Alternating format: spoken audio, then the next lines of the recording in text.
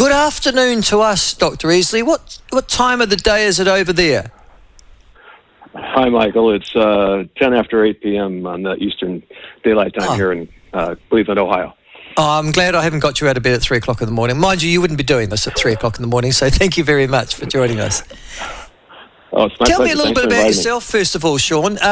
Oklahoma, is that a Democrat or a Republican state? Well, I'm in Ohio, but Oklahoma is very much a Republican state. Oh, so Ohio is... Sorry, So Ohio's... No you're worries. in the middle somewhere, is that right? Yeah, we're on the Great Lakes region. To our east is Pennsylvania, and to our west is Indiana and Illinois. So we're right there sandwiched in the Great Lakes. Right, and you're quite important because you've got a large number of supposedly swinging voters. Is that right? Is Ohio one of those? You know, historically, Ohio has been considered a so-called bellwether state, right. Meaning that its returns were usually within 2% of the national returns for our presidential elections. However, the last couple of cycles, we've deviated greatly from that, and we're now pretty ostensibly a red state with some blue enclaves in the major metropolitan and college city areas. So when you say a red state, is a red denote Republican, does it? I'm sorry, yeah, that's kind of considered part of the parlance in American, political landscape talk. So I'll have to remember that not everyone uses our terminology. Now, and over here, red and blue mean two things. So they are red and blue gangs, Maori gangs associated with Mungal Mob and Black Power. So we're thinking, red, blue, what's going on over there? But so red is Republican and blue is Democrat. It used to be donkeys and elephants, but it's now a colour donkeys thing. And elephants, yeah. Well, they still use the animal, symbols as well. But yeah, its shorthand is really red and blue. Says a lot to most American voters. Why has Ohio gone Republican? Well, we are a state that suffered enormous economic impacts and setbacks over the last couple of generations. We were primarily a manufacturing base here in the Great Lakes region. We had a great advantage for access to rubber and labor and the Great Lakes themselves and transportation. In fact, Cleveland sits within, I think, a day's drive of 60% of the population of our entire country. So we are really central in terms of economic and all these kind of things we had going on. And as a result of many steel mills closing down and manufacturing leaving and car manufacturing, of course, changing so much in the 1970s and 80s, that we've been economically really set back, which has kind of primed us for a rise of populism that very often attends populists like Donald Trump and what have you. And he's really swayed a lot of people and convinced them that it's in their economic interest to support the Republican points of view, which is ostensibly, it used to be smaller government, more conservative, and certainly conservative social values, which I don't believe he necessarily espouses, but he's done a good job of convincing people that he does. Okay, so and what are the states that have gone blue? If Ohio's gone red over the last two elections, what states do you think have swung the other way, if any? Yeah, my home state of California was kind of a quintessential purple state. It voted for Ronald Reagan for governor in the 1960s. It was the home state, of course, of Richard Nixon. And then it went purple in the 1980s, and then ostensibly very blue, basically, for the last couple of generations or half generations. So, that's one, of course, and there's a handful of them that they consider on the shelf. Arizona, Wisconsin, Minnesota, Michigan, they're all what used to be referred to as on the blue line, which was kind of the last defense for Democratic political operatives. And when Donald Trump essentially marched over that, it really re-angled and repositioned the American political map. Yeah, you've also got an unusual way of choosing your president, of course, through, your Electoral College. It's not strictly proportional or based upon the popular vote, is it, how you elect your US president? Right, it's not at all. The big disadvantage goes to states with larger populations because they have the same Senate representation, our United States Senate, our upper house, if you will.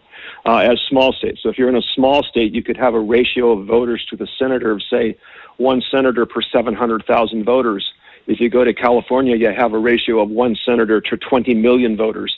So ostensibly, those voters in California have their voices really reduced as a result of the way the Electoral College assigns electors per the representation of Congress. On the other side, the popular side, fortunately, for people that believe in democracy, small d, they do appoint an elector for every member of the House, which is much more closely tied to the population of the state.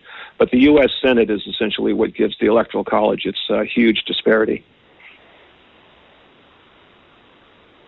Is based upon a number of delegates who then presumably vote after they've been selected upon who the US president is going to be. How many in that Electoral College? Is it 350 or something, is it?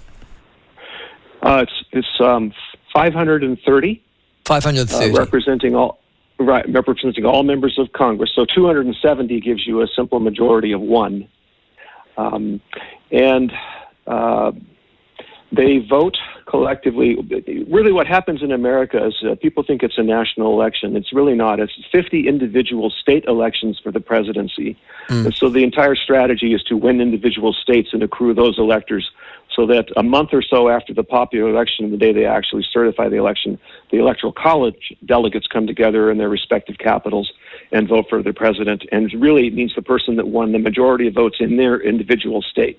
So each candidate will accrue many delegates, and the last one was, I think, 306 to 232 in 2020, Biden to Trump.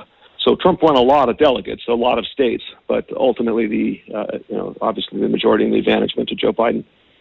So ultimately you're fighting state by state to gather electoral votes, and then you add them all together, and the first one to get to 270 wins. I'm going through here. You've got, and so as I read this from this vantage, and you'll have a much better understanding than I will, it seems odd, but the way in which it's been characterised is that this November election for the President of the United States of America will centre only on as few as 7 states. Is that correct? It is. And that's because, as you indicated earlier, we kind of had states that have gone red or gone blue. And once there's a kind of a demonstrable majority in that state, they're kind of written off as a waste of time to campaign in for the opposing side. So you won't have the Trump people, for example, campaigning in California, and you won't have the Biden people necessarily campaigning in Mississippi, because everyone knows what those states are going to do. So what happens is we winnow out all the ones that are kind of red or blue, and we're left with a handful of them that are the toss-up states. And again, Ohio used to be one of those. They used to campaign vociferously here. Ohio put both Bill Clinton and Barack Obama over the top in their respective challenges back in the 90s and 2000s. And so, again, we're not competitive anymore because we have really deviated from that 7% or 8% of the vote. Or pardon me, we're up to 8 or 9% voting red. So there's not as much competition, but in the handful of other ones, like you mentioned, which will be Pennsylvania, Michigan, Wisconsin, Nevada, Arizona, the whole contest will be decided, essentially. And again, it used to represent this thing they've referred to as the blue wall. The only reason they're really even in competition is because Trump did a good job of penetrating that blue wall in 2016. Okay, the other state that I'm interested in that's not one of those 7, but I always thought it seemed from the past anyhow to be a critical seat to determine who the president was going to be, is Florida. What's happened to that? Of course. I would say that really there was some great deal of effort put by the Biden administration, or the Biden candidates, in 2000 to put Florida in play. Tim Russert, who was a late NBC commentator, used to say, kind of at the beginning of electoral season, he'd come up and say there's 1 or 2 states that are going to decide an election, and it was usually either Ohio or Florida. So you're right to be looking at that. What's happened to it? Again, there's been an influx of people. The demographic has changed dramatically in Florida over the last couple of electoral cycles. It's kind of known as a retirement, place to destination for many Americans.